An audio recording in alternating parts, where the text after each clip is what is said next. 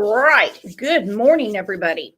I'll tell you what, yesterday felt like a marathon. Woo! That was a lot to take in, the Brian Koberger sentencing. A lot. Good morning, sweet Vicky. How are you, baby? How are you? Where's Rocco? Paging Rocco. Black Sky said, I love this chat and all the people here. Me too. We are in good company. Susan said it the best. I was exhausted. True Crime Beat said, pretty tough week with 2 sentencings. That was a lot to take in. That yesterday, well, I don't want to get off topic because today we're here to talk about Melina. Gorgeous little girl.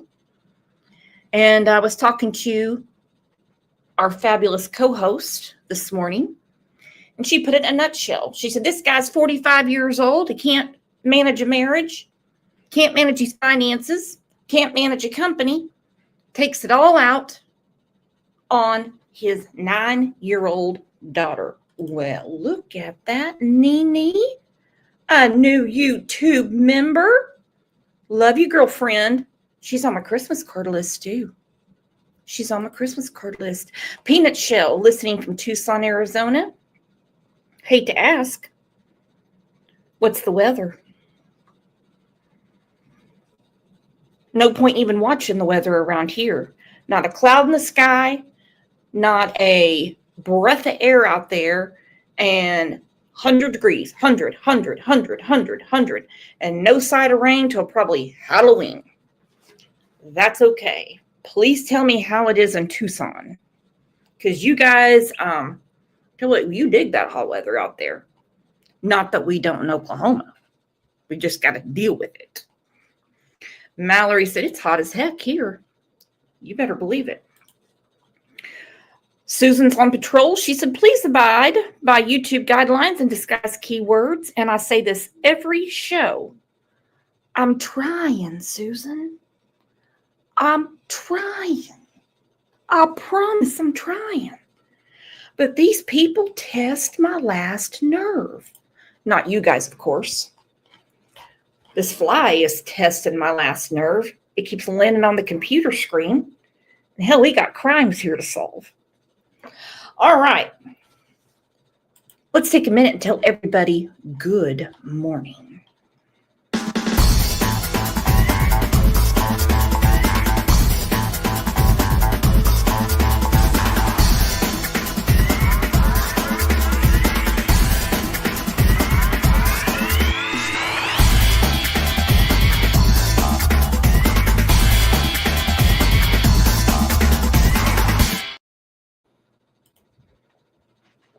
Sarah said, did Nick, the douche from Spokane, do another strike? No. Why? What happened, Sarah? I didn't see anything. I had to edit a couple things out of yesterday's show because it's blocked in certain countries because I played Mama, I'm Coming Home by Ozzy Osbourne. Ozzy did it, but that's okay. It's being processed right now. So you'll be able to see it probably in about, by the time this show's over. Okay, without further ado, Sarah said, gotcha. That's a bummer. Well, Sharon got to get her money. Okay? Sharon got to get her money. I'm not upset about it. Britt said she's very sad about Ozzy. It's crazy. It's not crazy.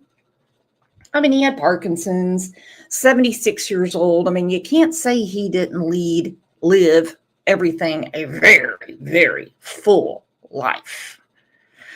Okay, our guest, she stepped away. I can see her in the back. She stepped away for a minute. She'll be back, and then I will bring her up. Let's just talk about Melina for a second.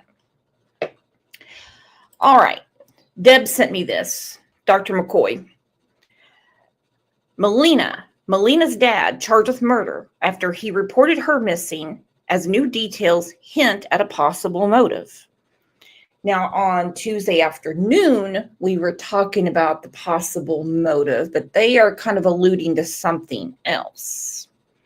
Melina's father hid the 9-year-old's body under a log after killing her in upstate New York. He's a neat freak that can't take care of a marriage, a company, employees, or money. But hey, whatever. We all have our vices, right? Right. Neat freak, alleged Lake George killer dad, Luciano Fratellin, admitted he struggled with his daughter's messy art and her chaotic toys. Huh? He was struggling to pay child support, and he was over $200,000 in debt. Okay. I have a lot of motives coming out my ears, but you guys are the judge and jury here. All right, without further ado, I'm bringing up our very, very special guest. You all love her. You love seeing her here. Big round of applause for Dr. McCoy.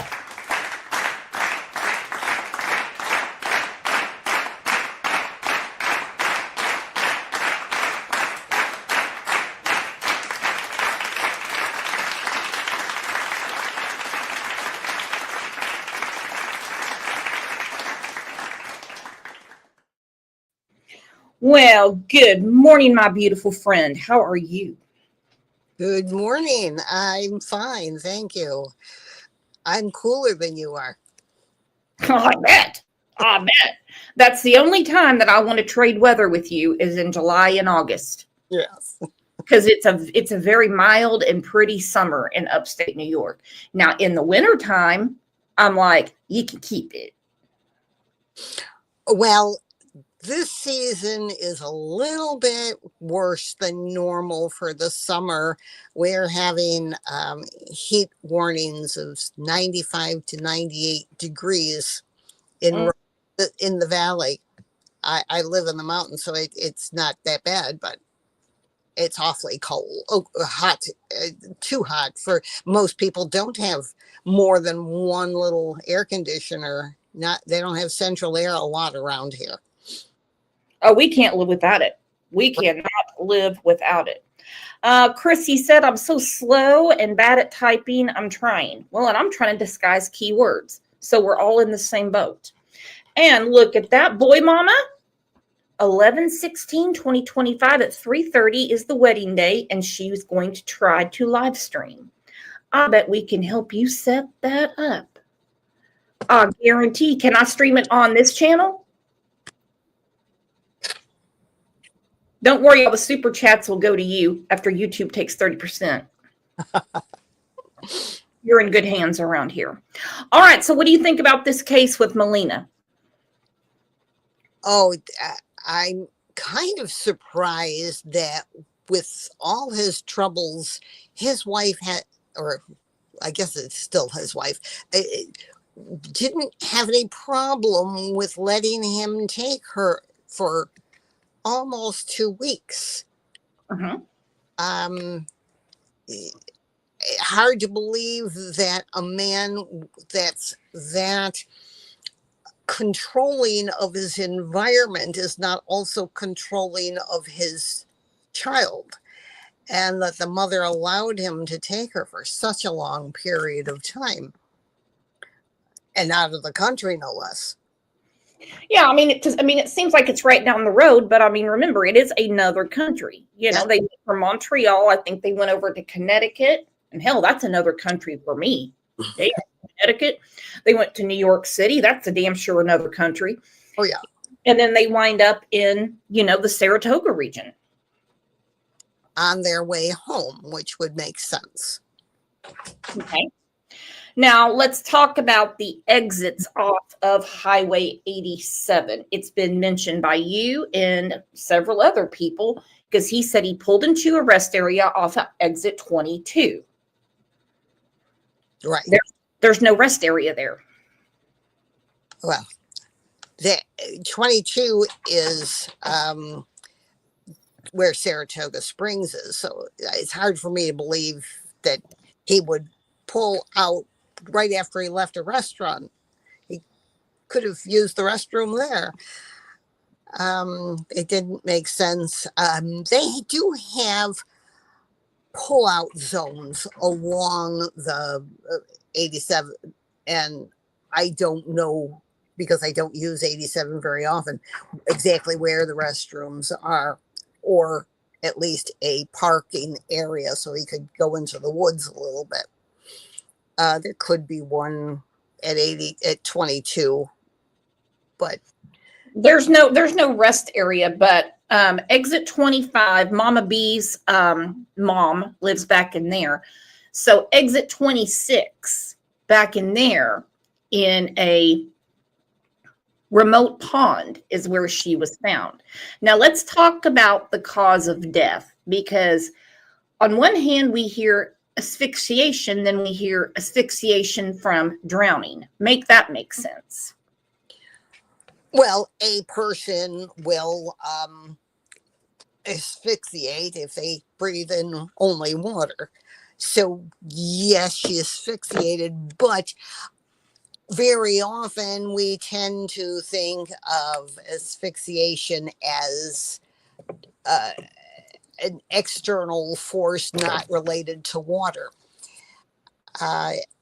But technically she did asphyxiate because she drowned and there was water in her lungs. My question is, how is it that he got her into the water if that's how she drowned? I mean, you don't just put little kids in the water at 10 o'clock at night. And then throw a log on them. No. Yeah. Right. Now, the way I read it the first time is that maybe he possibly strangled her, suffocated her, and then threw her face down in the water and she was still alive and, of course, couldn't do anything with a log on her. Exactly. He could have asphyxiated her sufficiently that she passed out and he thought she was dead and put her in the water and hid her with the log. I think that is one of the things that the police are looking into, and they have gotten one of the things they have against him that they're bringing him to court over tomorrow's, he hid the body, which is a little different than putting her under a log so that she would die. So I think they're trying to get everything in order, and they're playing both ends right now.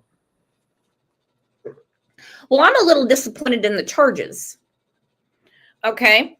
Either or, she was moved. So there needs to be a charge for tampering with a corpse. Unless and second degree murder makes 0 sense, because I don't care where you're from. I don't care if you are from planet Neptune.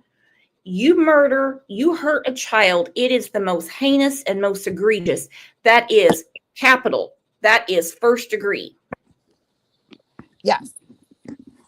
Except in New York State, I believe the law is that that's first degree is only for police officials, maybe political people, but that's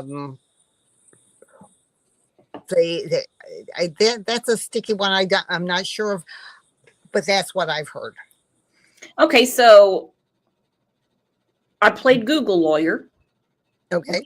I played Google lawyer, and second degree murder in New York is 25 years, to which he has to serve, if he's a good boy, brushes his teeth, keeps his ass clean, literally, he serves 80% of that. How is that justice for this little girl? It's not. They're more thinking about the villain than the poor child. And, oh, look, he's been so good for so long. We'll let him go. He's learned his lesson. He's learned his Sweet Vicky 12 said first degree here is only for like police and high officials. That's what the good doctor said. Okay, let's look at what they say on my NBC 5. WPTZ is the call letters. I do not want to piss off my friend Nick in Spokane, Washington. I want everyone to know that this news clip, I did not take it. I was not there. I do not work for NBC 5 out of New York. I know you guys think I'm everywhere, kind of like JLR. You have a very, very high opinion of me and my journalistic skills. I just have to make it very clear. All right, let's get to this. This afternoon out of northern New York related to the death investigation of 9-year-old Melina Fertola. The young Canadian girl first reported to be abducted over the weekend and found dead in a pond in Ticonderoga. Thanks for joining us tonight at 6 o'clock. I'm Brian Collar. And I'm Liz Strappa. Preliminary autopsy results show that Melina died from suffocation caused by drowning. Her manner of death has been ruled a homicide. Her father, Luciano Fertola of Montreal, is being charged. Suffocation caused by drowning. Now, Susan had a point, and listen, I don't want to get too graphic. I really don't want to get too graphic, but, we're trying to honestly picture this. Did he grab her by the hair and just hold her head underwater and then throw the log on her so she couldn't move? There had to have been a struggle. She's 9 years old. She's not 9 months. Right. There had to be a struggle because nobody voluntarily goes into a pond at 10 o'clock at night when you're 9 years old. That's too scary. Mm-hmm. So he induced her somehow, probably of a more violent nature, because by this time he had already made the decision that she was going to die, I would assume. I mean, he had to have walked her to the pond, or he had to have somehow knocked her out while she's in the car, and he carried her to the pond. Those are the only two choices you have. And I'm sure the troopers were doing all kinds of forensics on that car, that Prius he was driving. Yes. I mean, come on, he's driving a Prius. Have you ever seen that movie, The Other Guys, with Will Ferrell and Mark Wahlberg? No, but this should be good. Oh, man. I'll send it to you. It's hilarious. Will Ferrell, they're police officers in New York City. He drives a Prius, and everywhere they go, they call it a vagina on wheels. So the minute I heard he's in a Prius, I'm like, what? I just went straight to that movie. All right, so this little girl thinks she's on her way home. Okay, they've had a trip, they've had their fun, they've had their food, they've had their swimming time, and they're on 87. They're on the way back to Montreal. She's going to see her mama. She talks to her mom at 6:30. I wonder what made him think between 6:30 and when he filed that false report at 10 o'clock saying that she had been kidnapped by two dudes. Now, the Amber Alert, did you get the Amber Alert, Doctor? Yes, everybody in New York State got the Amber Alert. Because Mama B lives in Saratoga Springs. She got several of them. She said first it was white car, then it was white van, then it was white box van. There's your indiscrepancies right there. Yeah, right there. It's like, what did you see, dude? Then we went from masking tape to duct tape.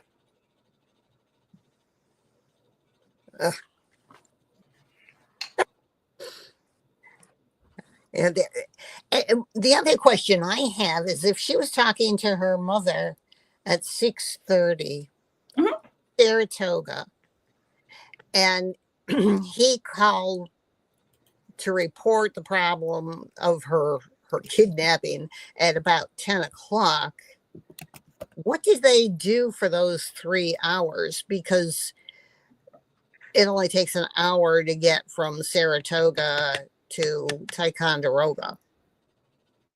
The timeline's off. Well, and it's 3 hours from Saratoga Springs to Montreal. So I would think like around 9:30, the mom would be wondering where she's at. Now, talk about quite a coincidence. She should be home any minute, but instead, some dudes in a white car, white van, white box van with duct tape kidnapped her. Well, there are various things. He could have gotten into a massive argument with her and did something to her earlier and drove around for a while trying to decide what to do with her. Do you think this was premeditated or he really just snapped in the car? I don't know his personality enough, but because he's been described as kind of a control freak, I wouldn't be surprised if he had planned something. Think of it this way. She gets kidnapped and she disappears forever, supposedly, and nobody's smart enough. No, the police aren't smart enough to look in ponds. He gets off scot-free, never has to pay any more child. Nice and cool. Well, I guess he's not smart enough to understand death and taxes, because even when your child is deceased, you don't pay any more going forward, but everything you didn't pay before is still owed. So I guess he didn't get that memo. Her father, Luciano Fertola of Montreal, is being charged in her death. The 45-year-old pled not guilty yesterday to charges of second-degree murder and concealment of a human corpse. The two had reportedly been on a trip in the United States when the father called 911 on Saturday, reporting that his daughter had been abducted. Which we know did not happen. There was no abduction. She was later found dead in a Ticonderoga pond. Now, New York State police are looking for more information about the time that the two spent in the North Country. Take a look at your screen right now. This is a 2024 Toyota Prius that police say the two had been traveling in. State police are asking people who may have seen this vehicle or have video surveillance of it between July 11th and July 19th to contact them. The number that you can contact them is on your screen right now. Our James Maloney has been learning more about Luciano Fertola. He joins us now in the newsroom. James, what have you learned today? Yeah, well, Brian, Liz, tonight. Okay, we'll come back to that. Mama B said Melina's tablet was allegedly found outside a hotel. I had not heard that.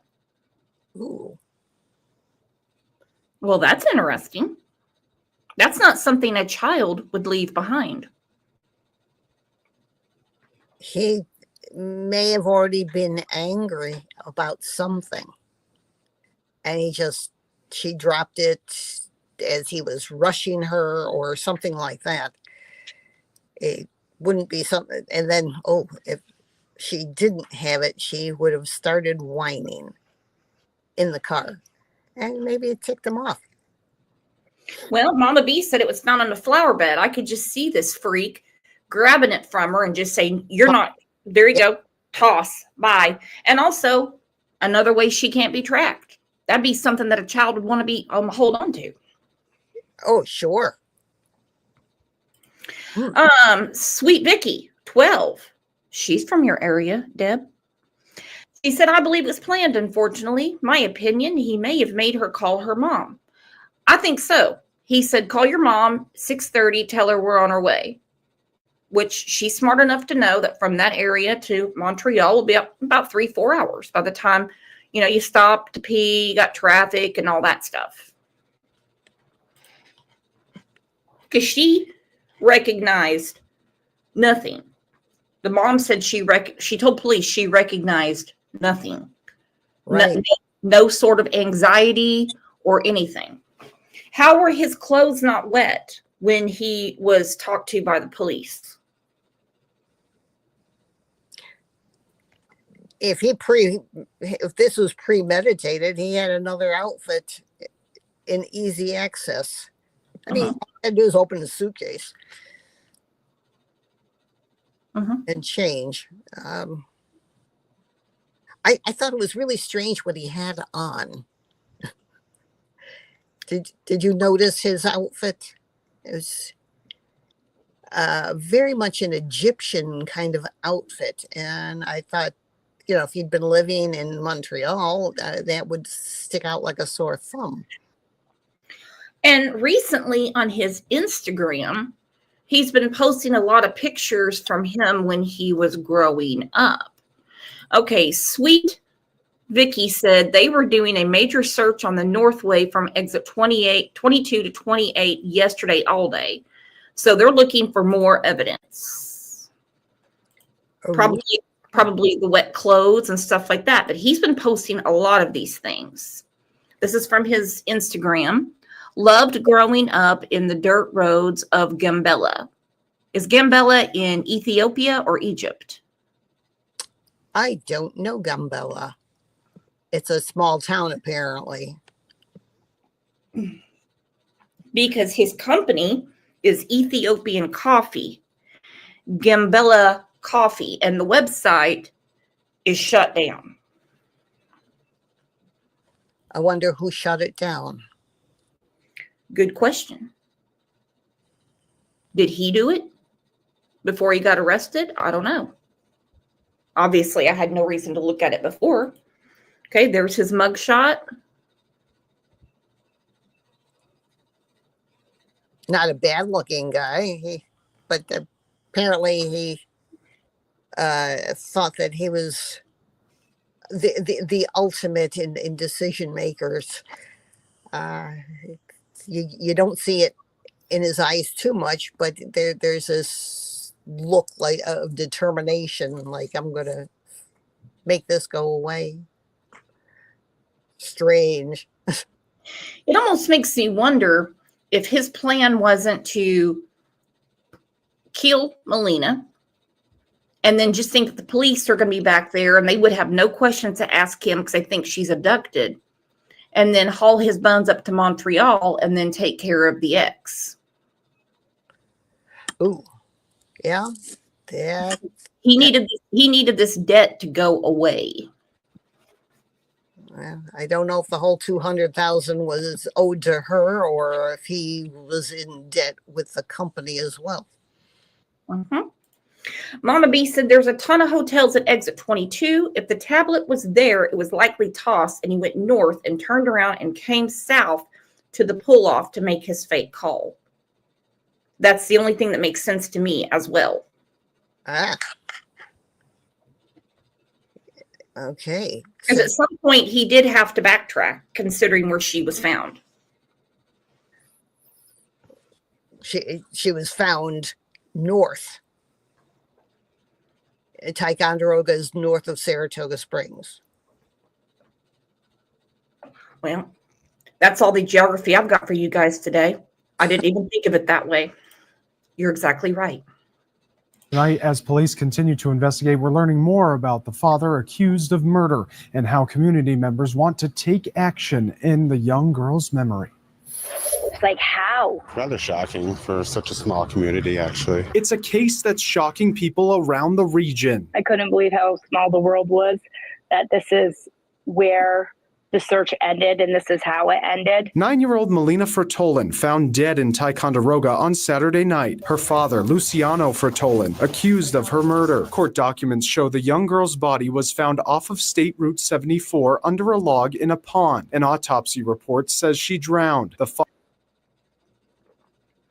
This is grim. Look at that.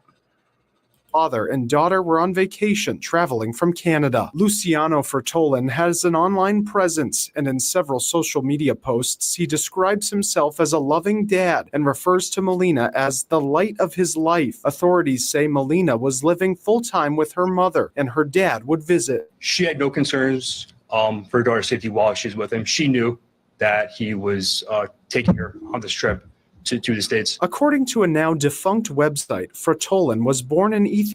What the hell's he got on? Yeah. For some reason, I thought this was like the prison garb, but you see them putting him in the car, in the police car with that on. What kind of Back to the Future shit is this? It looks like it's made out of paper. What is this? Yeah, it's a very oddball outfit. It's and now that I'm looking at it from the back, it doesn't even look like what many people wear in Egypt. It's just it looks more like a prison garb, except it's white. Mm-hmm. It's got a hood on it. Uh-huh. Tell you what, I see something new every day, girl.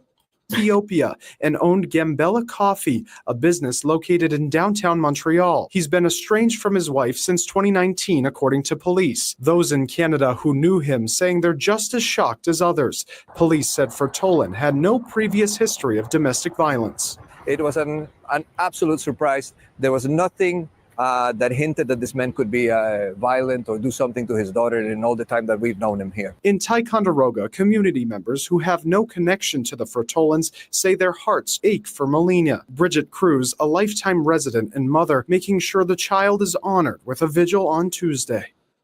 She did. She put a vigil together for her, and we're going to go through it. It was very pretty. We're going to show everybody what.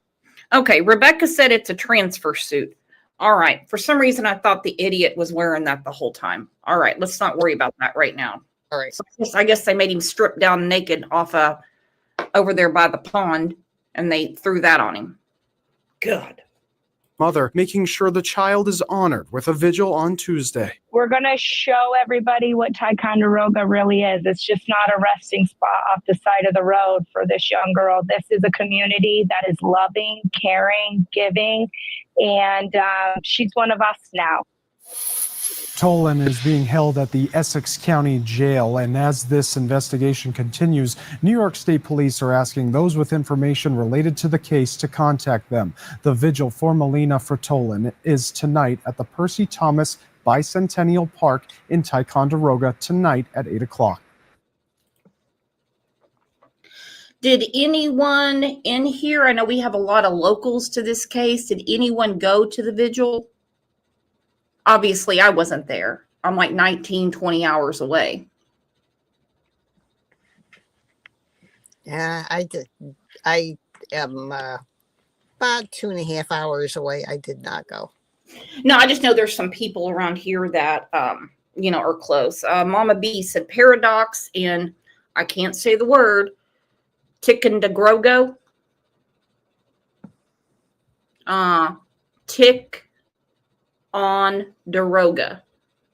Ticonderoga. Ticonderoga. Okay. Ticonderoga, she said, are absolutely beautiful. They're really looking for a motive. And I mean, you don't really need a motive to prove murder, but that's what all the articles keep shouting. They need closure. Okay. That's what that's all about. Well, one lady says that she did see him. She believes, this is from WTEN. I did not interview this woman. I do not work for that station. Got to keep Nick happy. She believes she did see him. Now, if she did, this might change their timeline. News now, state police still are asking for the public's help, trying to piece together how things played out over the weekend. They are asking for any video or eyewitnesses who may have seen the Fertolins from July 11th up to July 19th. News 10's Vanessa Blasi joining us live now in studio with more on their request for assistance. Vanessa? Good evening, Lydia and John. State police releasing these images of the car Luciano Fertolin and his daughter Melina were traveling in. It's a 2024 gray Toyota Prius, a popular make and model. Still, police asking for anyone who may have seen them traveling on the Northway between exits 28 and exit 20 Saturday evening to come forward. I spoke with one woman who tried to do her part and shared some of the lasting impact this case has had on the community. And I can't even tell you what I felt in that moment. It was horrible. Lifelong Ticonderoga resident Rebecca Kulikowski remembers the moment this Amber Alert hit our... Hold on. Sweet Vicky said, I'm friends with this woman and she wanted this removed from the news because she's receiving threats. Oh, for heaven's sake. Why would someone threaten this woman when she just happened to see him? She has nothing to do with it. What is wrong with people? Can you believe that, Doctor?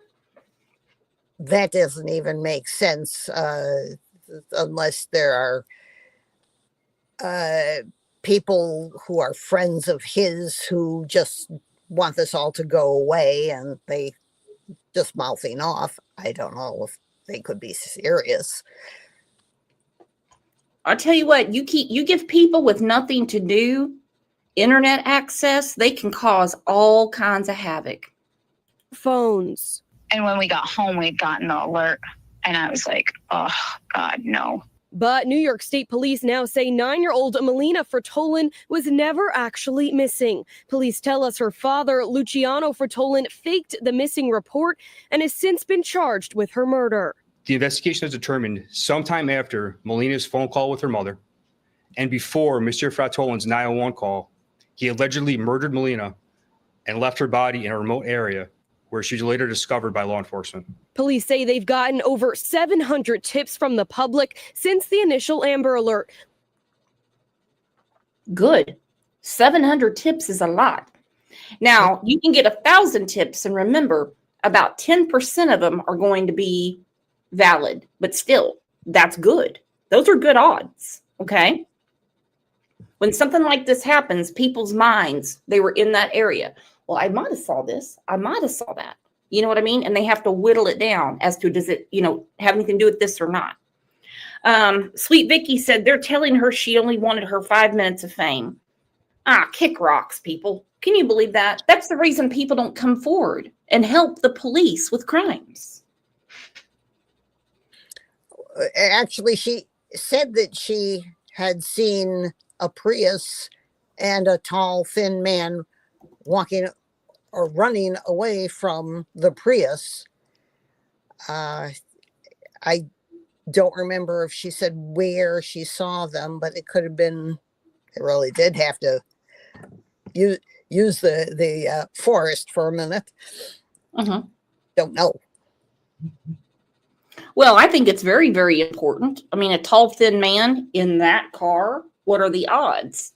And like I said, she wouldn't have thought anything about it at the time, but when she gets the Amber Alert, she's like, well, now, hold on.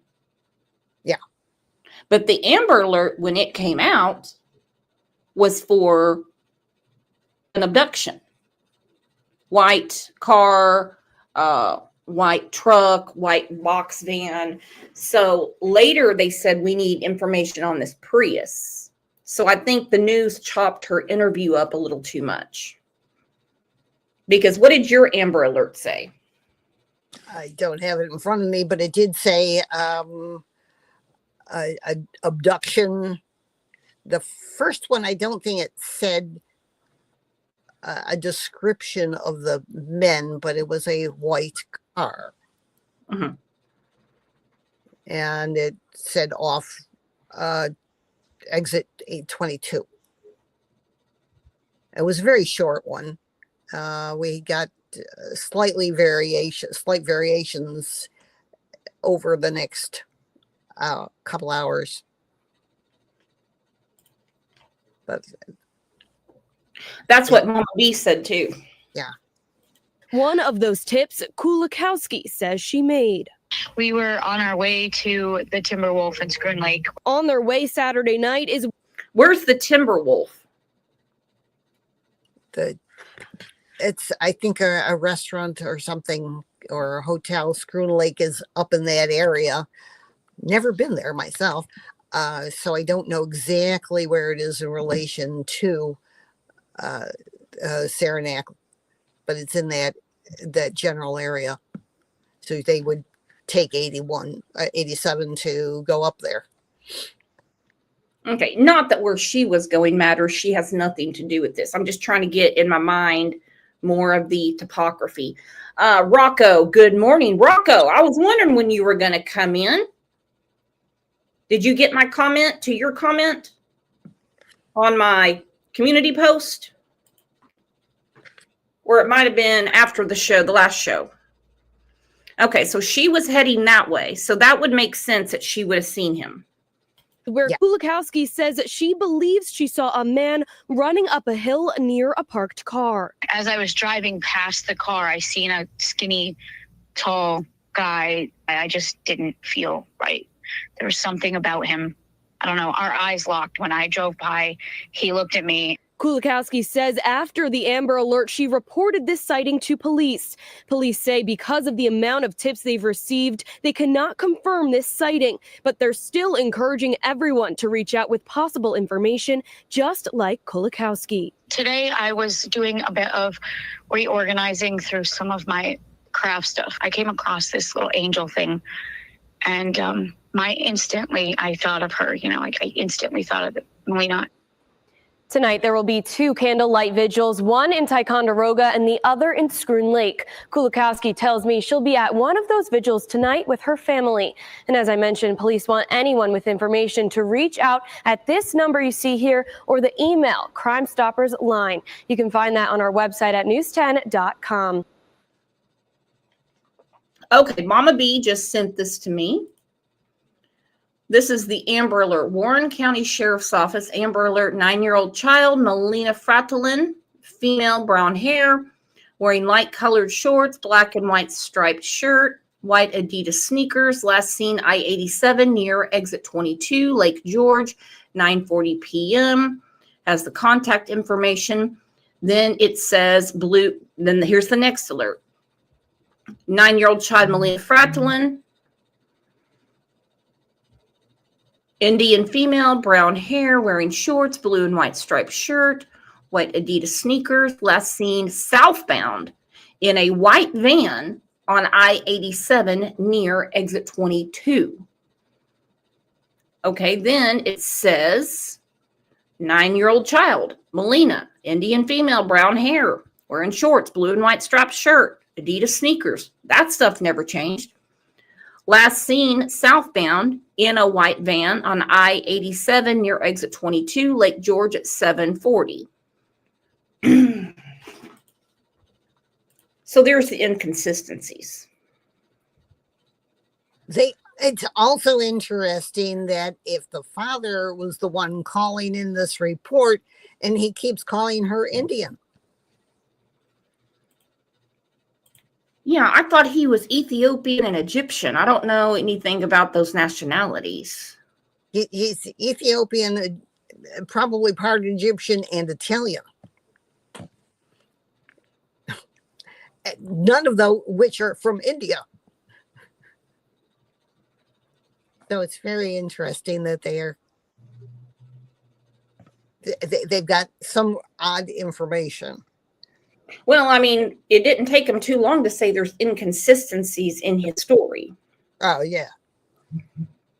I mean, okay, Mama B said he's Ethiopian and Italian. So where are we getting Indian? No clue. No clue. Exactly.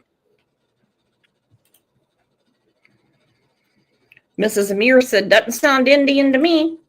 I mean, I don't even know why that would matter, to be quite honest. I mean, you gave a description: brown hair, brown eyes, shorts, shirt, Adidas. Oh, in the bushes said his wife is from India, and I believe Melina was adopted. Oh. I don't know. I had never heard that one. Okay, so what's the buzz? What is the buzz? What's going on like around your area? What's your local news saying? Very little right now. It was a big thing the first 2 days, and it got quiet. Most of the information I'm reading is now not local at all. It's national news.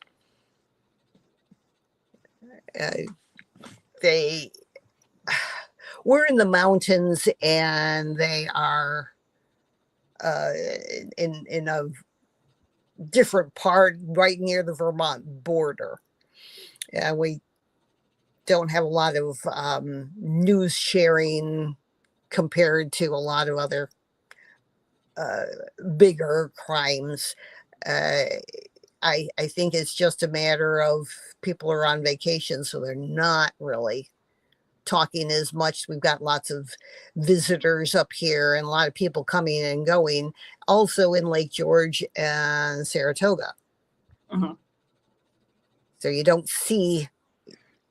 get a lot of people following the continuity of the news.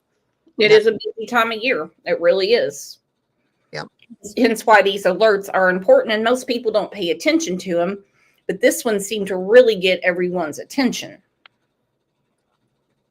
Right. We don't get a lot of kidnappings and things like that around here. So you hear of a kidnapping in the mountains or along the Route 87 corridor, and it just doesn't make sense because it's quite a rural area. Why would somebody just kidnap? So it didn't make sense as people are being kidnapped at 9 o'clock at night. Yeah, in an area where there's tons of hotels, lots of tourists. It's summertime. Well, a friend of his weighed in. This is from CBS 6 in Albany, and said there was no past.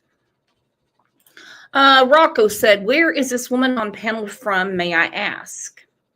Ooh. Upstate New York. Would you call it upstate where you're from? Yeah.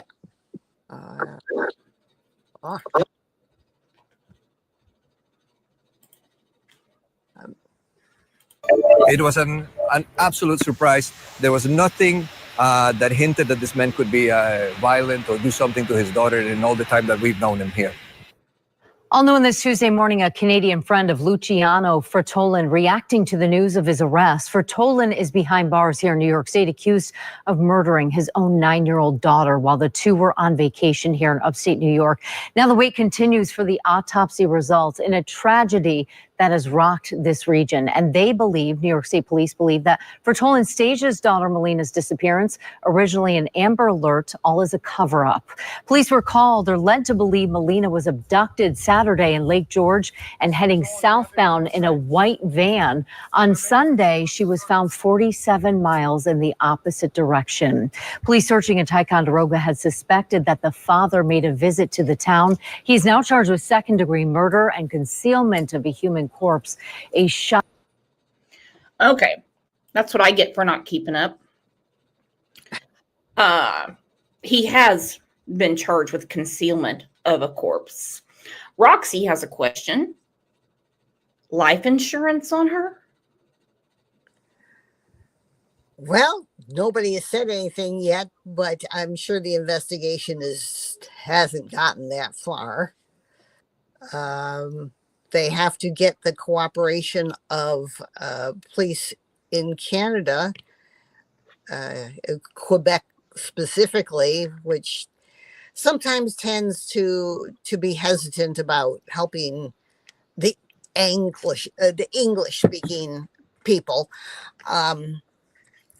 They would have to invade his home, look through his paperwork, all that kind of stuff. So we don't know where that's gone yet.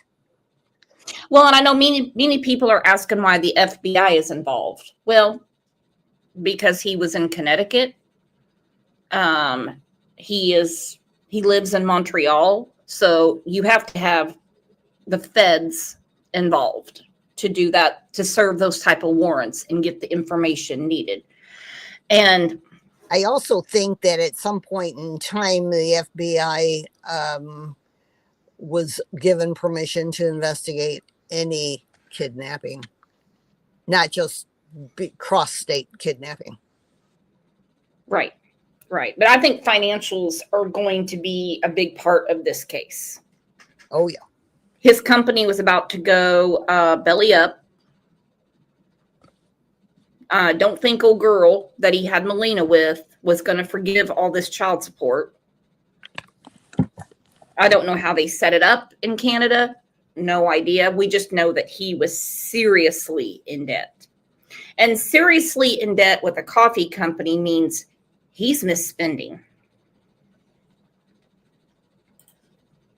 Shocking outcome. Fertolin seemed like a loving father to his 9-year-old child, according to authorities. He had no criminal record, no history of violence. Do we know a motive? The motive is still under investigation. New York State. Okay, right there, they keep saying His motive is still part of our investigation. Well, he's not going to say why he did it. They're going to figure it out. So no criminal record, no history of violence. We just know he is up to his eyeballs in debt. And then we hear all of these things. He was frustrated with his daughter because of her messy art and her chaotic toys. Well, that's kind of an oddball thing. A chaotic toys.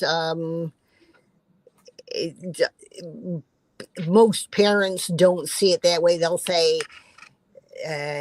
she has chaos in the way she puts her toys away or something like that. But to call them chaotic toys is a very odd terminology. She probably was typical sloppy little 9-year-old, didn't put her toys away. But the way he describes it, chaotic, you've raised children, you have grandchildren. Don't you just say, turn the TV down, or I don't want to hear what you're doing over there. But you don't put them face down into a remote pond and throw a log on them. That's just cruel, because you can't tell, but I guess she was still alive at the time he put her in the water, because she was still breathing and breathed in water, and that's how she died. She drowned. Because it's confusing to a lot of people. Me, I'm a lot of people, that it's asphyxiation caused by drowning. And I'm like, it sounds to me like he thought she might have been deceased. Yes. And then they realized afterwards, that she was still alive when he put her in the pond and put the log on her. That's going to be probably part of the defense. He didn't hide corpse. Thank you. You read my mind. Go ahead. His argument is going to be he did not hide a corpse. He put her someplace, and of course, then the prosecution's going to come along and say, "Oh, so you didn't think she was dead, so you made sure she died." So it's not going to be a good choice for a defense. No, he can't use that. They'll get him one way or the other. No. This you can't defend this. And tomorrow's the felony hearing. Now it's not going to be streamed live, so we won't be able to update till like Monday or Tuesday. Probably, they don't usually in a county court have live video running, but you never know. Some of the news people from Albany could come and request it. No clue if they're going to. Well, and bail would be the worst thing they can do, because even though he's big in debt, he still does have money. People think, you have all this debt, that means you are, flat broke. No, he still has money. He is more than a flight risk, my friend. He's got ties to many other countries. Oh, sure. They can't. I don't know if they would consider even sending him back to Canada. So the whole thing should be taking place in Essex County, which is definitely in New York. Now, we have a case that we've talked about quite a bit on this channel. There's no new updates on it. Madalena Kojakari. And her mother is from Moldova.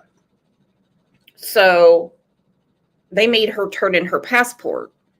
Okay, well, it took her all of 2 seconds to go to an embassy or wherever and get a new passport, and she fled. So even if New York says, Essex County says, okay, bail, but you have to turn in your passport, he can go get another one and he'll be gone. That's what I'm afraid of. I not sure they're going to let him out of jail during the time that he's waiting for his trials. They do have that option, but very often the bail is set so high that he can't possibly get the bail. $1 million type bail. And I know some people, I've seen some comments are like, oh, they're probably just going to deport him and have another country take care of it. I don't know how Essex County is going to do it because the crime occurred in New York.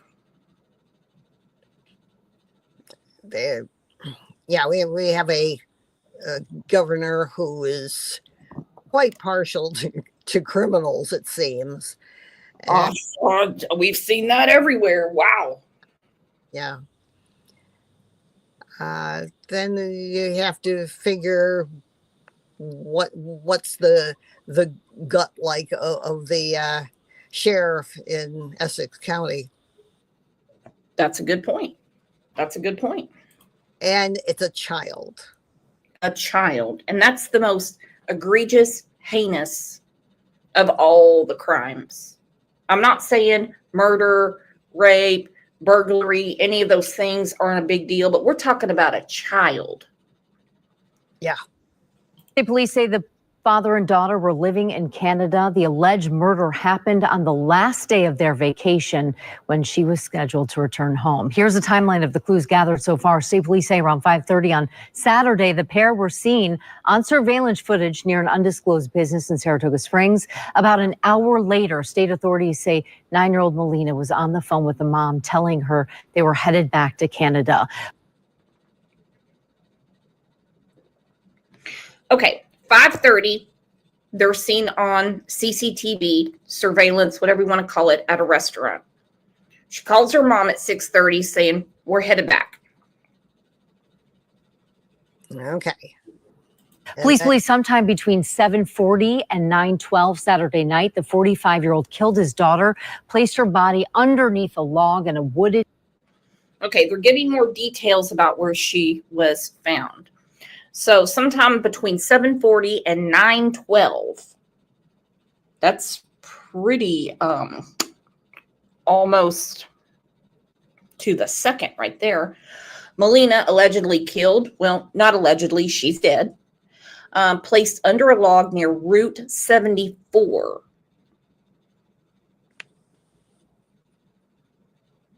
Which is up near Ticonderoga. Okay. Area off State Route 74 in Ticonderoga, then drove to Lake George to report her missing. We've all mourned a child that we don't even know. You know, a lot of us are parents, and when that happened, you can't imagine if thinking your child's being taken.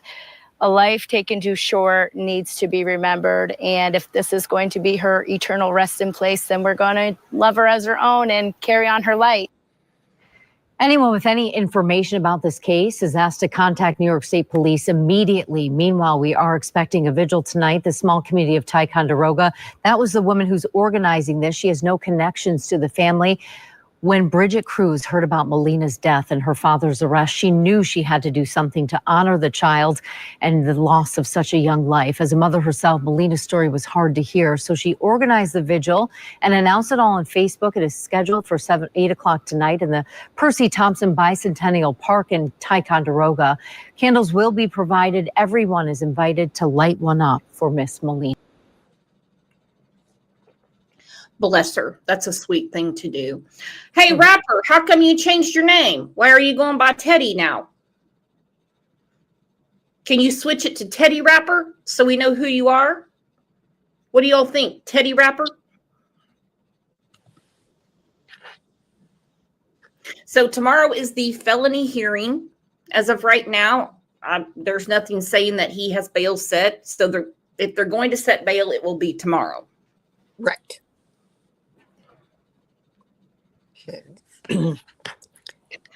Sweet Vicky said, she goes, like I said in a previous comment, I'm sorry that I missed it. we just had an attempted murder case where the guy was on the run for 3 months on attempted murder and numerous other hard charges. His bail is set at $1 million. Ooh. Okay, well, that'd be 100,000. What county is she in? Yeah, is that in the same area? She'll answer. I love when locals come in. I do. Absolutely love it. So his business has been struggling since 2019. Goodness. And that's what they keep He saying. could afford a Prius. It's only a year old. Yeah. So the business has been struggling since 2019. Now, that's really no shocker because 2019 is when he became estranged from his wife, Melina's mother. Mm-hmm. So we're not talking yesterday. This is years ago. I mean, this is 6 years. I know nothing about how to about bankruptcy laws in Canada. No idea. But financials are going to wind up being a very big part of this case. A big part. Oh, all right. This is from City News in New York talking about the struggles at the company. 5-year-old Luciano Fratellin has now been charged with second-degree murder in the death of his 9-year-old daughter, Melina. Now, she was reported missing Saturday evening near Lake George. That is a popular resort community in upstate New York. Police say her father had initially told them that she was possibly abducted, but they became suspicious of him, saying as the case progressed, inconsistencies were identified in his account of events and the timeline of Melina's disappearance. Her body was found about 50 kilometers away from where she was first reported missing near the Vermont border, and authorities say. Okay, New York City to Albany to Ticonderoga. Ticonderoga. Ticonderoga. I promise. I will get that straight. In the Bushes said he was selling coffee for $160 a bag. She said, I'm complaining about $19 for a whole can. Hell, girl, I get mad when it's $6.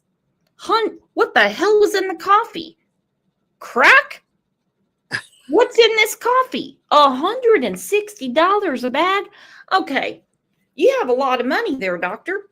I know how you live. I used to live next door to one of your houses. Would you pay $160 for a bag of coffee? No, we're up to about $9-10 for a great big canister, and the bags do not have the grounds in them. You have the whole bean. You got to grind it yourself. I better be able to run a marathon after that. How big's the bag? Does this last you a year? He didn't define it, but most bags run about 1 pound. Maybe he's got a 2 pound or maybe even a 5 pound bag, but still, I wouldn't spend that kind of money. Must be awfully good tasting stuff to spend that kind of money. Dear Lord. $160 for a bag of coffee, but they say Ethiopian coffee is the best. Oh, yes. I like my community coffee from Louisiana. Have you ever had it before, Deb? No. No, my husband swears on Folgers. No, I love my community coffee. We went every time you go into Louisiana and you stop at a rest area, they have free community coffee, is what it's called. And oh man, it is so smooth. That, and I like Henderson coffee. Anytime I go to a restaurant and I'm like, what is coffee is this? And I saw it when we went for my birthday, little diner in Jinx, gorgeous place. And Henderson coffee, but I don't know that you can buy it personally. I think it's only commercial. Oh. I got to get down south and get me some good coffee. Oh, well, yeah, you need to come visit, girlfriend. I missed you the last time we were in New York. I don't know what was going on. Okay, so they went from New York City, they went through Albany. Okay, and then, man, I didn't realize that Saratoga Springs is all the way out that way over by Vermont. Okay. Yes. There are the learn streets right along the border. The thruway goes down to New York City, and it's within 20 miles of the border of Connecticut and Massachusetts and Vermont. Lynn said community coffee is the best. Do you ever get the bag, Lynn, around Mardi Gras time? Hey, Luminous, what's up? Luminous said my dad's side of the family is from Louisiana, and they drink community coffee too. Do you ever get the bag during Mardi Gras? It's called the King's Cake Community Coffee. Girl, that will change your life. Ooh.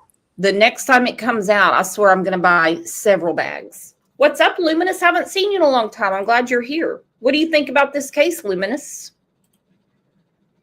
Okay, off topic. We're just talking about coffee because I'm about to shit the bed over this $160 for a bag of coffee. There's no evidence an abduction ever occurred. Now, what we know is that the father and daughter legally entered the U.S. for a vacation on July 11th, and they were expected to return to Montreal on Sunday. Now, police in upstate New York say Melina had resided full-time with her mother. She had even spoken with her mom before she was supposed to come home. Have a listen. The investigation has determined sometime after Melina's phone call with her mother and before Mr. Fratolin's 911 call, he allegedly murdered Melina and left her body in a remote area where she was later discovered by law enforcement. This is certainly a difficult case and a heartbreaking investigation. On behalf of the New York State Police and our law enforcement partners, I want to offer our condolences to the family of Melina. Fratolin is now facing charges of second-degree murder and the concealment of a human corpse. Now, on the website of a Montreal-based coffee company said to be founded by him, a post says he was met with an unfortunate event that severely affected his well-being in 2019. It added his daughter Melina is the light of his life and the inspiration for everything. Well, the website is gone now. The website is gone now. Never Give Up said there was a guy 10 miles from me in upstate New York who only got 30 years for unaliving his girlfriend and unborn child and harming 2 small children.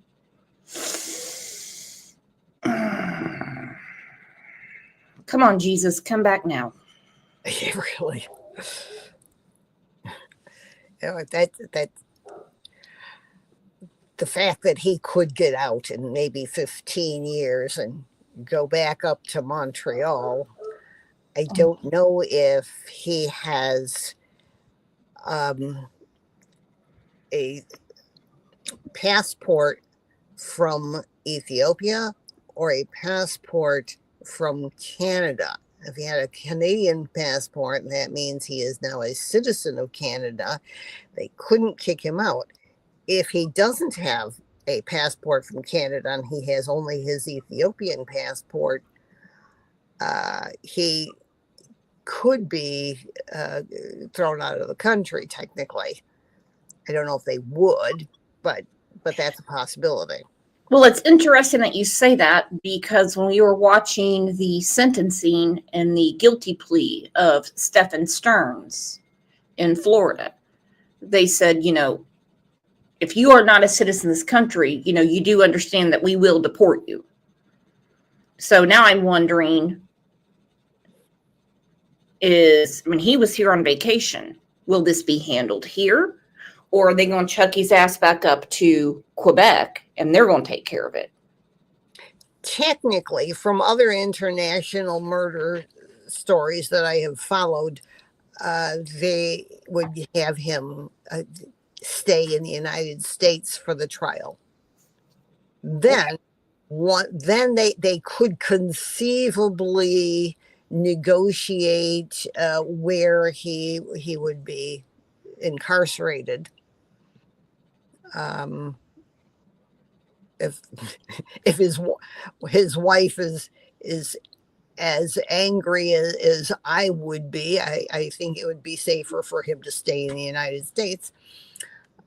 But you can't tell. Now, if he finishes up after, say, 15, 16 years, and he might have the right to go back to Canada, but if he's not a citizen, he may not have the right to stay in Canada. Yeah, this is becoming more and more complicated. Luminous is now a new YouTube member. Girl, she's back. We have a lot of new people in here, and people I haven't seen in a long time. Let's say some how-to-dos again.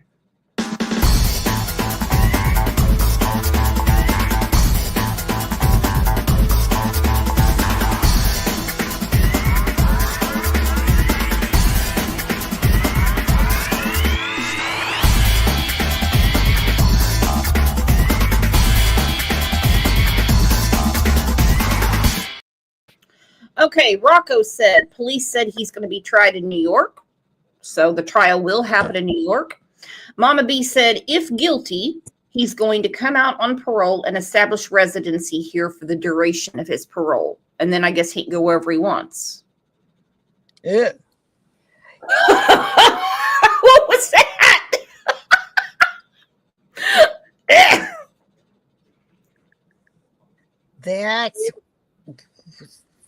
That could run into some difficulties. But, I'm not the police, so I don't know. I'm not in the court system. I couldn't say what I think.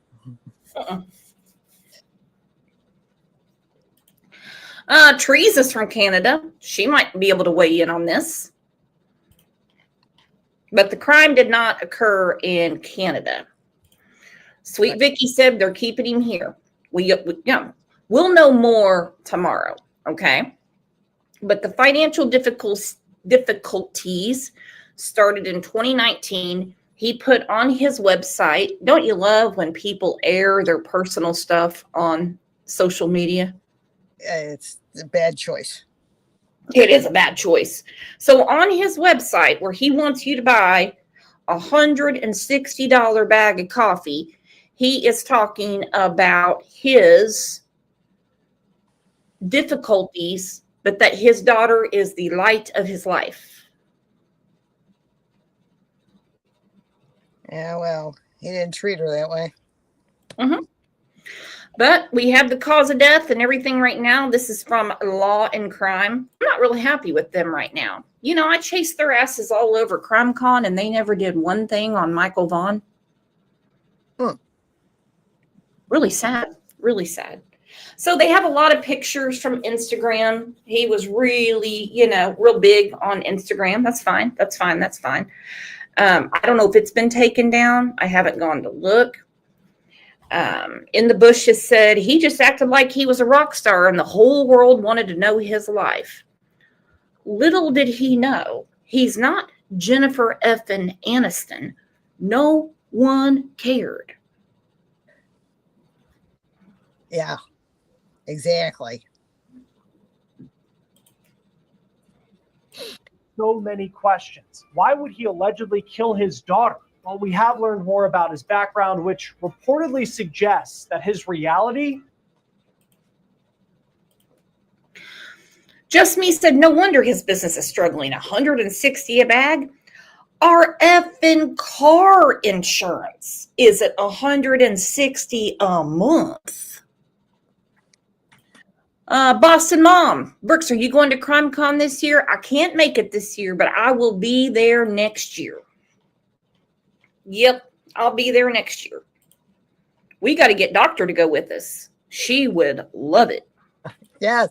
Not as flashy as the image that he projected. We're on the case presented by Law and Crime. I love how they put that. He presented an image on social media that he's some sort of like coffee magnate. He's Mr., well, like In the Bushes said, rock star. But behind the scenes, He's just a freaking burnt up loser. Loser. $160 a bag loser. I'm not going to be over that $160 a bag for a while. Have you noticed? Yeah, really. I'd like to see what his business building looks like. I'll bet he's spending way too much money. That'd be my bet.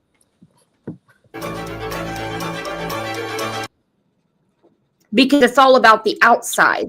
You know what I'm saying? It's all about, storefront. Let me put it that way. Just like the Prius. Yeah, just like the Prius.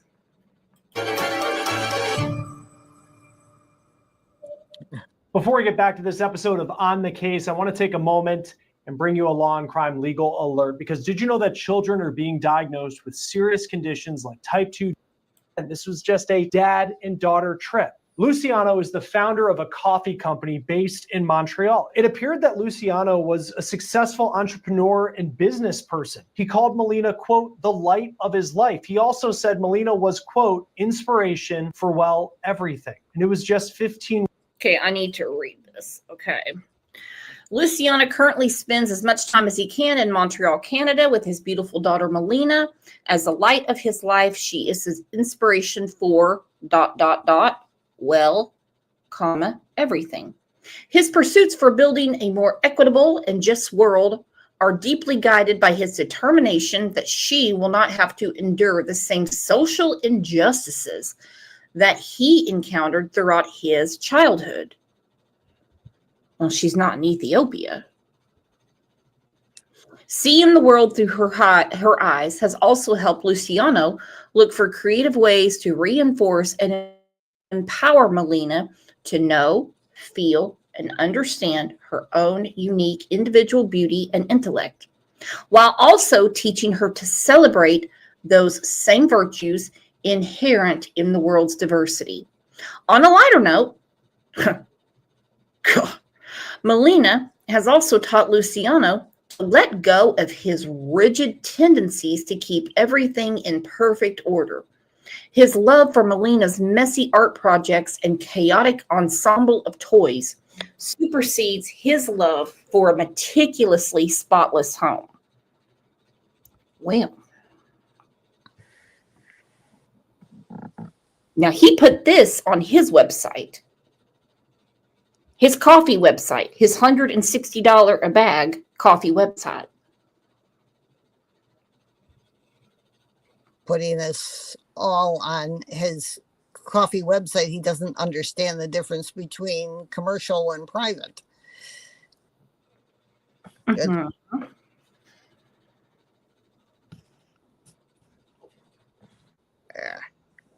Yeah, that statement that he put out in 2019, that's kind of a lot to take in. If I was the ex, I'd been like, you need to take that down, like, now.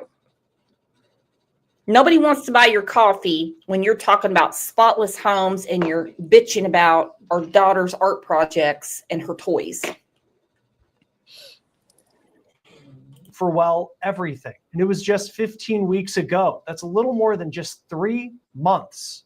Here is a video of Melina at her 9th birthday party, and this was on her dad's Instagram. And here's a picture that he posted at that 9th birthday party, giving her a big hug and a kiss on the head. Police say Saturday night around 10 o'clock, Luciano called 911 outside of Lake George, New York. Just a few hours prior, police say that Luciano and Melina were spotted at a restaurant in nearby Saratoga Springs, New York. But Luciano in this 911 call was claiming that something had gone horribly wrong. He told police that he pulled over to the side of the road to go to the bathroom, but at that moment, 2 men driving a white van pulled up and yanked Melina out, abducting her, and then they took off in the opposite direction.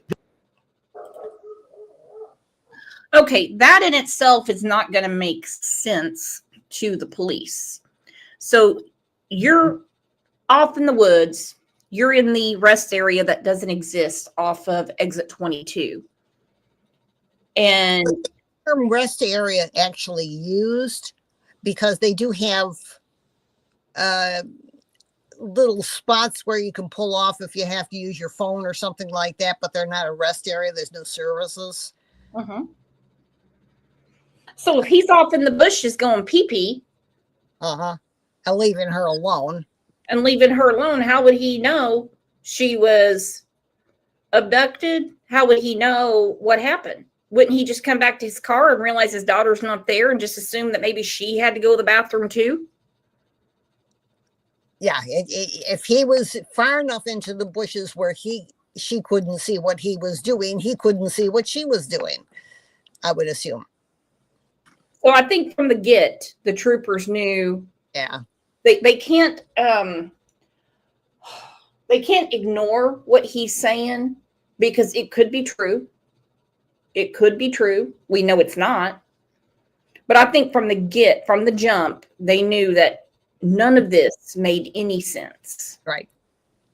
This is the picture that went out with the Amber Alert that law enforcement triggered for Melina. This was shared across the internet, but in the next few hours and over the next day, police say they found out that the story of the abduction was a lie. They found inconsistencies, they say, in Luciano's story, and he was detained. Then just before 2 o'clock on Sunday, police were in Ticonderoga, New York, which is near the Vermont border, and they were searching a wooded area. This was about 45 minutes north of where that 911 call was made. They say in that wooded area, they found Melina's body. She was left in a shallow pond, according to police. And we just learned the cause of death. Police say that Melina died of asphyxiation due to drowning. Her body allegedly left behind in that shallow pond in a wooded remote area of upstate New York, and her own father, police say, is the man responsible. Police say before her death Saturday night, Melina actually was on the phone with her mom. She had called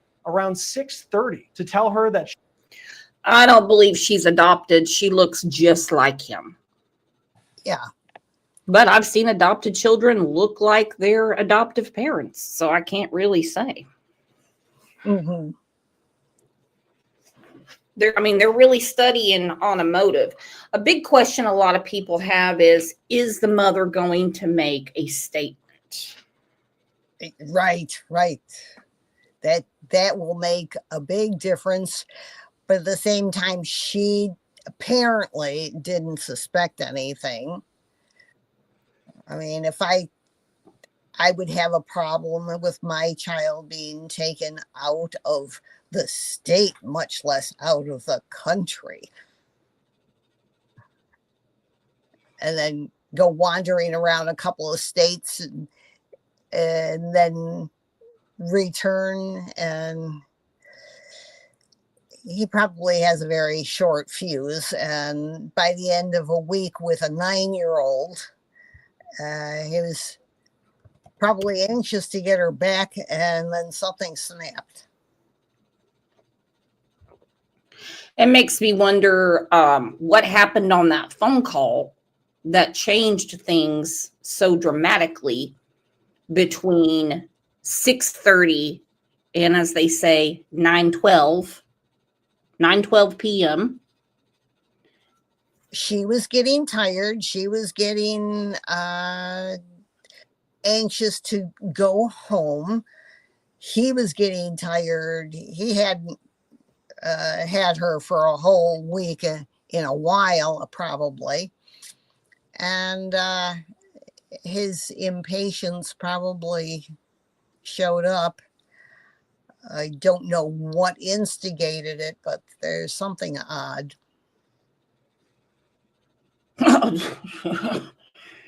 It's criminal. It's criminal. It makes me, was this planned the whole time, or did he snap? Not that it matters, because dead is dead and she's dead. Right. I don't know. I tend to think he may have had it in the back of his mind. Whether he actually was for sure planning on doing it this trip, I don't know. But he's got to have had the ability to think that way. Well, it's no secret that he's, upside down. He didn't want to pay child support anymore. It's kind of hard to collect on a child that's passed away. there could have been a life insurance policy, and he was really thinking that the troopers were going to think that the non-existent people in the white car, white van, white box van, whatever, seriously grabbed her just to throw her in the lake and put a log on her, and then he would collect the life insurance, and then he'd be head up again. Well, the funny thing is that the cops found the body so quickly. Yeah.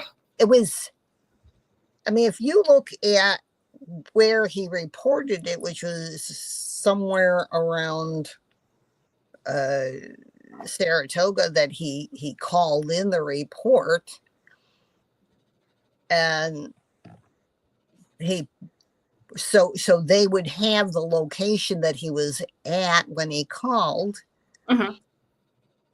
And then the body is in Ticonderoga, which is a wooded area at the top of Lake Champlain. And the fact that they would start in Saratoga and manage to work their way all the way up to Ticonderoga in less than a day, I thought that was pretty amazing. Moving with purpose, for sure. Yeah. So then he dumped her body and turned around and went back down towards Saratoga to make it look like he was looking for her locally. It's what it appears. And this woman that people are saying she wants her 5 minutes of fame and stuff like that, they need to stop. She is a witness, and she is a very important witness. This is the reason that people do not call these numbers to say, I might have seen something or I did see something. Okay? Sure. Stop. In my opinion, even if it's just this, click, click, click, click, click, and you just want 15 minutes of fame. In my opinion, it's obstructing justice, and these people need to be prosecuted. Now, we all know that we don't have enough law enforcement, and they don't have enough time in the world to go after every nutbag on the internet. But again, if it was my world, I'd prosecute the you-know-what out of every one of them, because she's an important witness. She and her dad were on their way back to Canada. Here's what New York State Police during their news conference said about that. At about 6:30 p.m., she spoke to her mother on the phone and told her she and her father were en route back to Canada. The child appeared to be in good health and did not indicate she was under any duress. The investigation has determined sometime after Melina's phone call with her mother and before Mr. Fratolin's 911 call, he allegedly murdered Melina and left her body in a remote area where she was later discovered by law enforcement. At the time of this recording, we don't know the alleged motive in this case, but it is notable that police said this in that news conference. They're expected to return to Canada on Sunday, July 20th, at which time Melina would be returned to the custody of her mother in Montreal. The mother and Mr. Fratolin have been estranged since 2019. The child resides full-time with her mother, and Fratolin visited with the child when in Canada. On the website of the coffee company that lists Luciano as the founder, there's a post that said in 2019, he was met with an unfortunate event that severely impacted his well-being. This is according to the Canadian news outlet City News. It's unclear what he meant by that unfortunate incident, but that 2019 timeline lines up with the year that police say he became estranged from his wife. It's important to note that his coffee company's website and social media have been taken down. Fratolin's social media showed him living a lavish lifestyle, a true jet setter going all across the world. This is a video from his Instagram posted 5 weeks ago of him touring a garage of luxury cars. Here's another video in Europe of him driving luxury vehicles. Now, his social media and his coffee business, that gave the impression. What a douche. Wow. So I think we can figure out the financial issues, can we not? Yeah. This is called getting the cart before the horse. Yes. Publicly that this was a man who had money to spend. He has a lot of pictures showing that he brought Melina with him on these vacations as well across the world, showering her with love and with gifts. But today we're learning from a report by the Gazette newspaper, which is out of Montreal, that Luciano was involved in 5 lawsuits that were all filed this year. Now, he's the plaintiff in 4 of the lawsuits, but in the 5th lawsuit, the newspaper says he is the defendant and he is being sued by a bank for more than $83,000. Okay. Again, financials are going to be huge in this. $83,000. So that's pretty specific. Okay. That's one bank. That's one. That's one. Okay. So we've defaulted on a loan, I'm assuming with the business. So we're being sued for $83,000. He might have needed that for pay his employees. I don't know. I don't know. Either way, he was being sued for it. I have a feeling they're going to find a life insurance policy on her. I wouldn't be surprised, and it'll all go to the mother. It would now. Yep. It would now. Well, insurance companies are real slippery, they always have that little fine print all the time that says, well, but if, one of the parents does it, then, we won't pay. So it could just be bunk. Yeah. Altogether.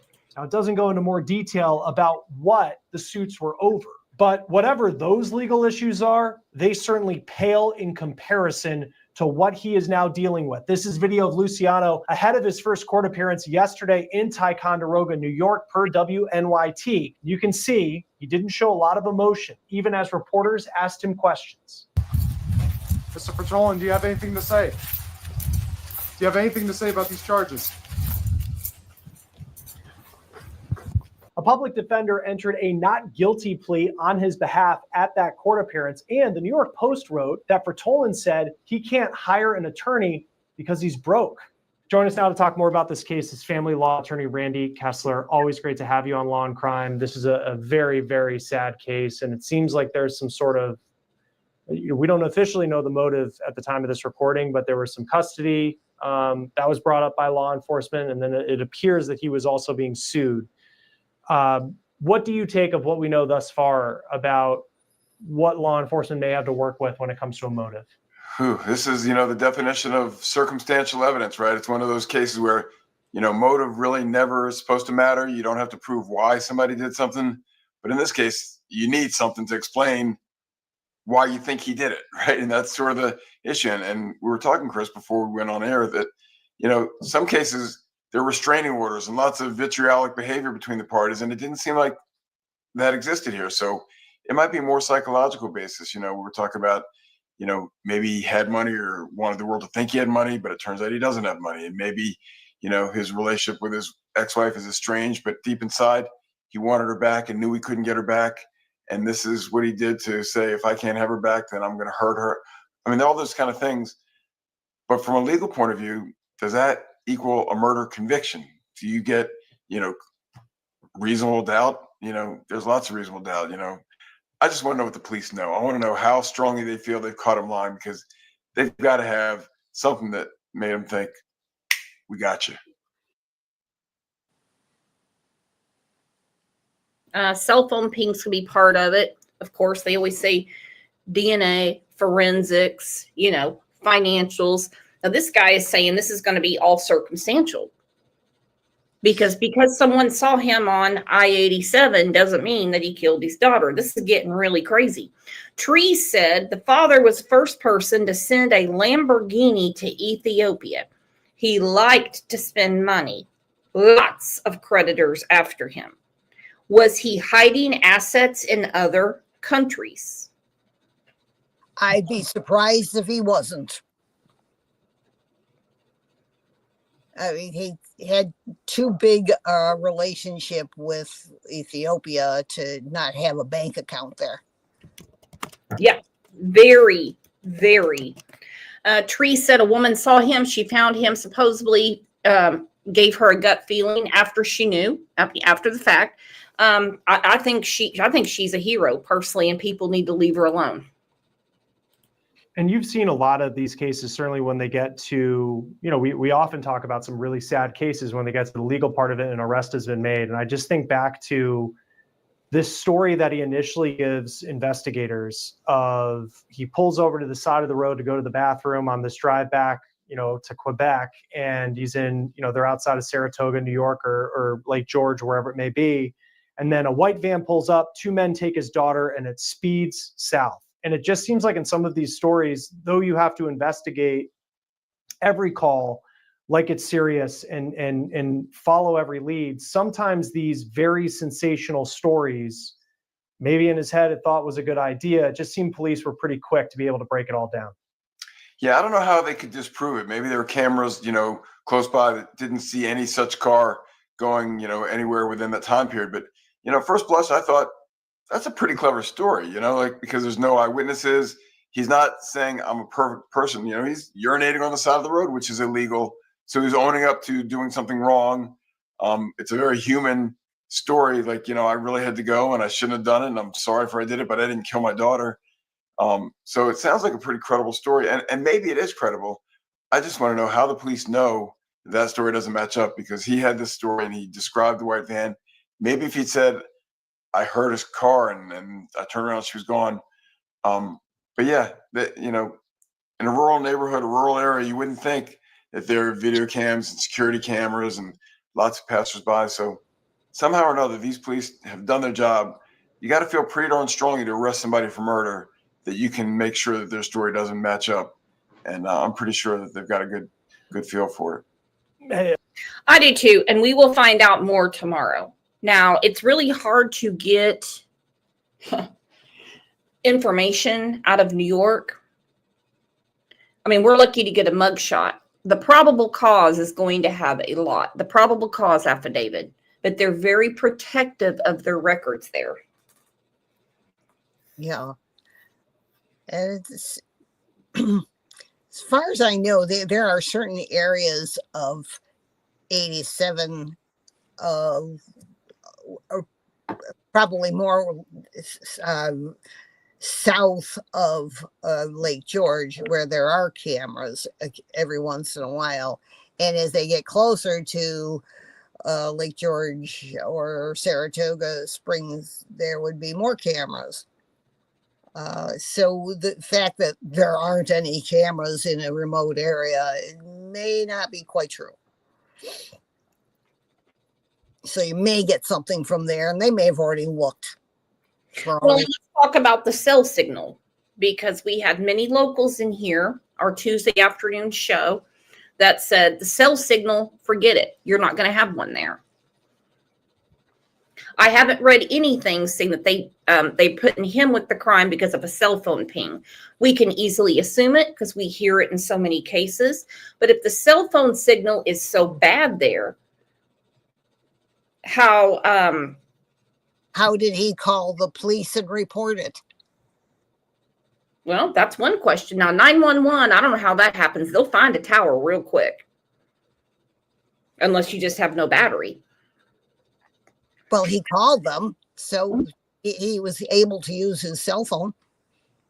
He was, yeah. So they're saying that sometime between, I think they said 7:20 p.m. and 9:12 p.m. is when the murder happened. And then he called at 10 to say she was abducted because he had stopped to go pee-pee at exit 22. Yeah, well, that's amazing. And then the people who kidnapped her went south, and then they found her body north. Yeah. And, it's just, and it's part of the job. When you work for law and crime, you're going to be covering really sad stories from time to time. And this is certainly one of them. And you just go through. Somebody needs to work with him about color coordination. Not this guy. He's okay. This is just, no. Mm-mm. Yeah, he needs a different color shirt if he's going to wear that jacket. Yeah. Look, the hanky's okay, but the gray Hanes t-shirt, no. This is really making me feel drab. Okay. And he's pasty as hell. He needs to do something different. Obviously, Law and Crime doesn't have a wardrobe selection. Right. It's just, and it's part of the job. When you work for Law and Crime, you're going to be covering really sad stories from time to time. And this is certainly one of them. And you just go through his social media. And this is someone who he had one child. It was his daughter. He has his coffee company, says she was the light of his life. He worshiped this girl. And then she ends up dead. And he's now accused in the murder. Sometimes it's hard to make sense of it. But for you, just kind of being in the world of you see some tough cases when it comes to the world of family law. I mean, what stands out to you of where it seems like there was no indication that this could happen? Well, first of all, you feel for the family. You feel for the mom, most of all, and maybe you feel for the dad. And again, right? It's law and crime, and in crime in America, you're innocent until proven guilty. So, I mean, our first feeling should be exactly what you're describing. This guy who loved his daughter has lost his daughter, and God forbid the police are wrong. And we've sort of, instead of sympathizing with him, we're pointing the finger at him. So the first step is, we hope, that's why I keep saying, I hope they have really good evidence, because to have these feelings of anger towards the father for taking this young girl's life, they better be legitimate. I don't want to just. Okay. The innocent till proven guilty, that's for the courts. So the rest of us don't go, oh, I'm sure he didn't do it. I'm sure he didn't do it. Sweet Vicky said, I sent you something about the cell phone pings in Eagle Lake. Oh, your phone fell. Yep. Just leap to that anger, and none of us should be leaping to that anger unless law enforcement's done a really good job. But if they're right, and if he is guilty, and if he's going to be the one found to have done it, boy, then my mind jumps to a lot of places. Social media portrays a different picture for people. A lot of times it's what people want their life to be. They want to show that they're having a good life. They don't post the bad stuff because they don't want people to think that they've got flaws or blemishes or that they're not happy. And so I certainly wonder what's going on behind the scenes. But the more people post about how good things are, maybe you got to dig a little deeper. And, and I think you've done a little digging, Chris. And, apparently his financial life wasn't what he portrayed on social media. And that starts to open the door to what else wasn't true. Right. And we're still looking into it. I know the main newspaper in Montreal where he lives, he's the defendant in 4 lawsuits, and there's a bank that wanted $83,000 from him. And that is certainly a contrast to the social media where he owns this coffee company. Their social media has been taken down on their website, but it was like this organic coffee company based in Ethiopia that he ran out of Montreal. I mean, it just seemed like this was a guy who had it together. But then you also learn about the custody issues, and we don't know if that was a motive for this, but the daughter was going to be returned the next day to the full custody of the mom. How, when it comes to determining custody situations in families, what does because he was able to go on a 10-day vacation with his daughter. When I think of full custody, I think, only the mom only can see it and the dad doesn't really get to. What's the reality? Well, let me get to that, but you made me think of something else that I've just got to say, which is you can't minimize the hurt. Some people, they don't get to see their kids ever, and you say they're justified in being angry. But this guy who had time, was allowed to have a vacation, he should be happy with that. No, this was his life. And at one point in time, he had full custody. I'll get to your question, which is when you're married, you have a child, both parents have equal custody, you have joint custody. And so at some point in time, his life went from being able to see his daughter, whatever he wanted, even if they were separated and the child was at mom's house. Legally, if you're married, you can go to mom's house and take your child, and she can come to your house and take your child back. You both have full rights. The law can't tell you what to do with your own child. And so at some point in time, his world transitioned to, I only have the rights to be with my daughter that this judge says I have, or that I agree to, and I'm limited. So that's pain, and that may cause a lot of the feelings. But back to your question, we sort of want to ignore the word custody because we don't anymore say he's got custody and she visits. There's always some form or variation of joint custody. Primary custody is with mom, secondary custody is with dad, or joint periods of custody. So the world's the limit, the sky's the limit as far as what a court can do. But the bottom line is the court tries to say, you all figure this out. You all share your child fairly, equitably. But if you can't, I'm going to give you a schedule that you can bank on so that if dad says, well, they're not possessions. And it's not uncommon for a 2-week vacation in the summer and you split up holidays and stuff like that. Either way, the guy could not manage his marriage. They said that he wanted her back. I don't know these people. I'm just going off of what's being reported. He wanted the wife back. Sounds to me like she was like, no, look, dude, your donkey dick broke. All right. Mr. Neat Freak, who I'm sure made his own messes, wanted nothing to do with him. So this is insane. We had heard that at some point that one of the reasons they split up was because he wanted to have other wives. Yes, I did hear that too. Yeah, that's something a lot of women don't want. No. Yeah. I say all the time, if my husband wants another wife, well, I know exactly what her job is going to be. Okay. I got chores all day for her. I got stuff all day for her. But he did want multiple wives. Well, old girl didn't want that. Can't blame her there. I'm not getting any time with my child. He can pull out the document that says my parenting time, my periods of custody, my visitation, whatever you call it, is this. And this was apparently one of those times where he had the extended time to take his child on a vacation. But, you know, when you negotiate this stuff, the best thing lawyers can do for people is instill a sense of, don't look at the paperwork, try to work it out. If she needs an extra weekend because there's an event, let her have it. And hopefully she gives you extra time when you need it.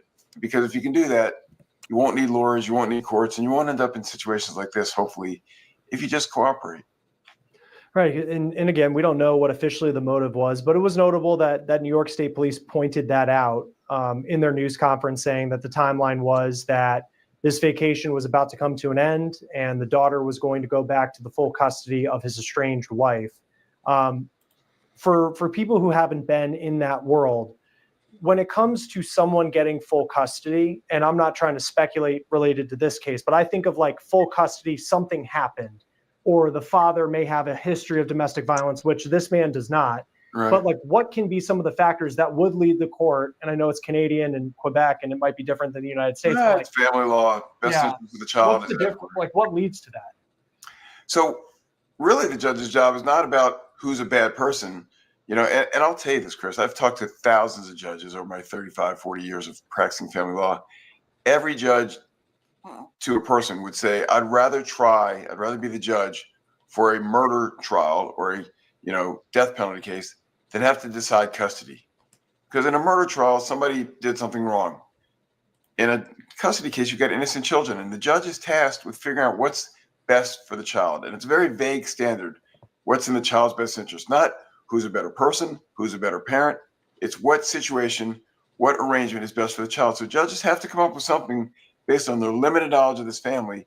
And so when you say what goes into it, well, you look at stability historically. What has been the system with that child? Who has fed the child? Who's brought the child to the doctors?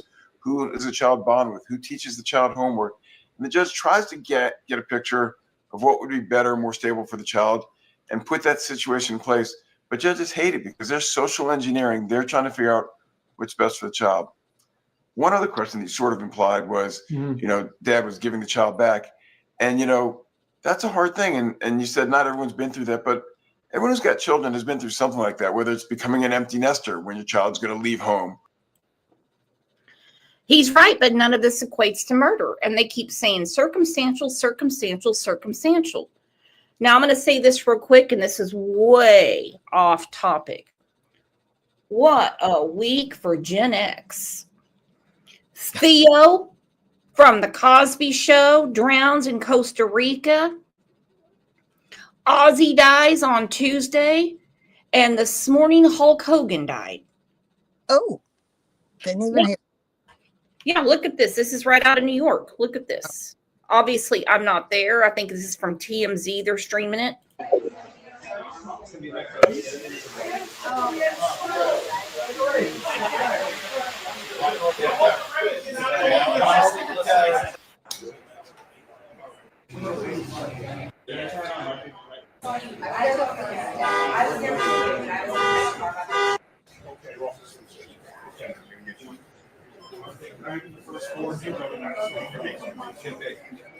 Does that say Suffolk County? It could be.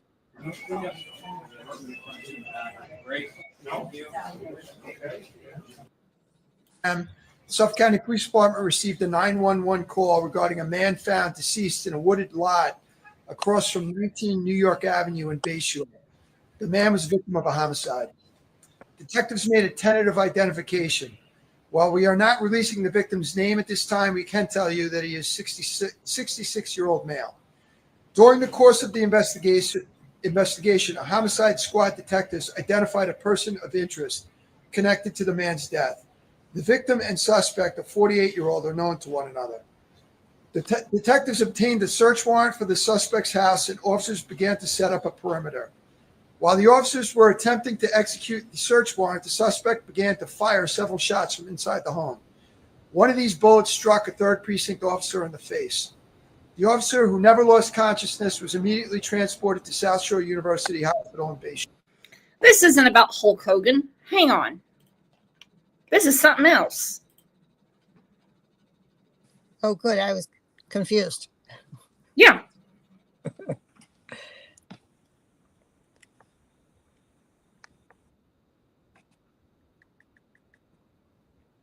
Right here, you guys. Crazy.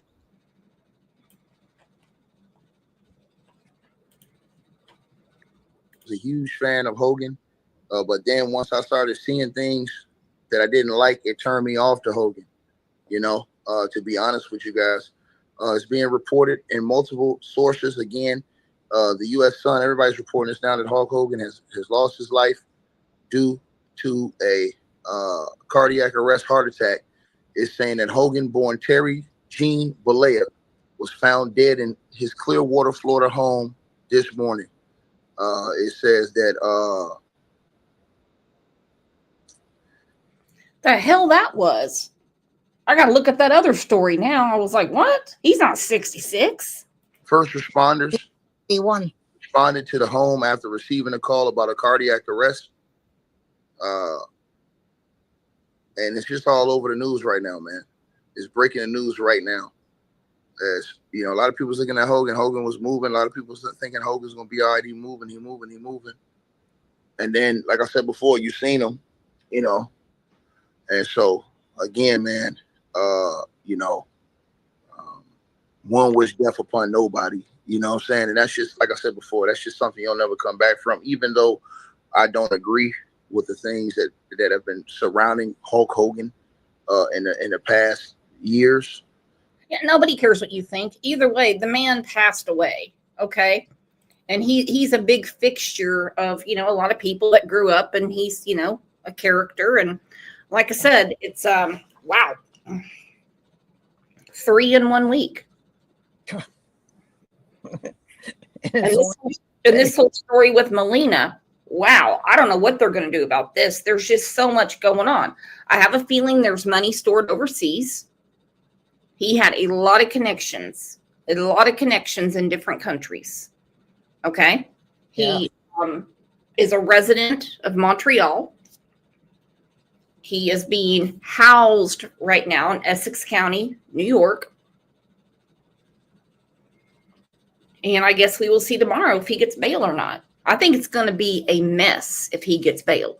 I really do. Oh, yes. He can take off for Ethiopia pretty easily. I wouldn't trust him. And if he gets to Ethiopia, nothing America can do. Right. They're not going to find his ass. And I don't think they can extradite from there. That's what happened to that Madalina Kojakari. Her mom's in Moldova. We can't extradite from there. She's living her best life. Yeah. I'm telling you. I mean, a US dollar in Moldova. So let's look at the currency exchange in Ethiopia. And obviously, I'm far reaching.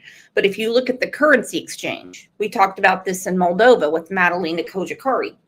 $1 there is like $100 here.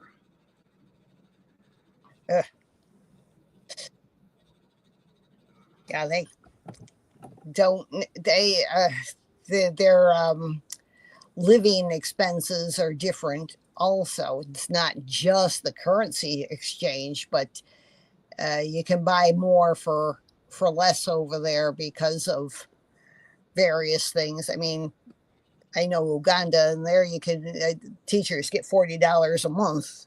And if he had $1 million, and Uganda is not that far from Ethiopia, it would be an interesting lifestyle if he had money stashed away in a country like that.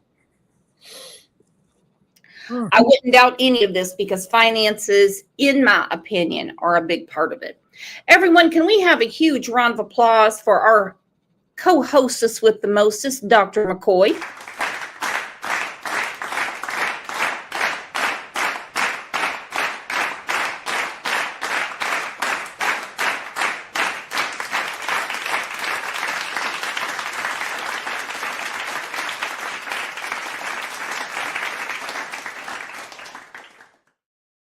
Amazing job, and you're an amazing friend. I love having you on here, and we are definitely going to do the Ragman murders. We've just had so many like breaking cases, sentencing, and stuff like that. We'll get to it. So what do you think? And I'm going to ask everyone in chat too. What do you think the motive is if he did it? They said it's circumstantial, but if he did it, what would the motive be? He was the last one with her, and there's no abductors. Hurt the ex-wife, collect the insurance, get out of debt. Those are all three big motives. Yep. Money, money, money.